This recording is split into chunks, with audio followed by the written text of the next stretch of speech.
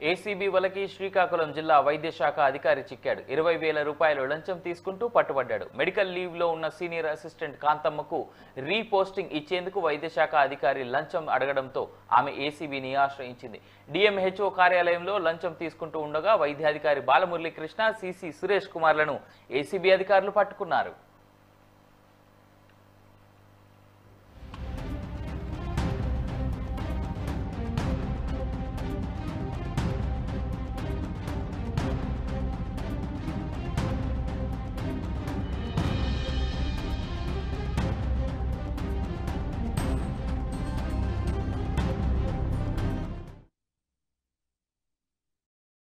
ACB వలకి శ్రీకాకుళం జిల్లా వైద్య శాఖ అధికారి చిక్కాడు. 20,000 రూపాయలు లంచం తీసుకుంటూ పట్టుబడ్డాడు.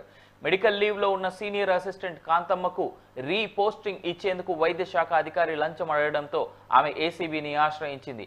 డిఎంహెచ్ఓ కార్యాలయంలో లంచం తీసుకుంటూ ఉండగా వైద్యాధికారి బాలమురళీకృష్ణ, సిసి సురేష్ కుమార్ను ఏసీబీ అధికారులు పట్టుకున్నారు.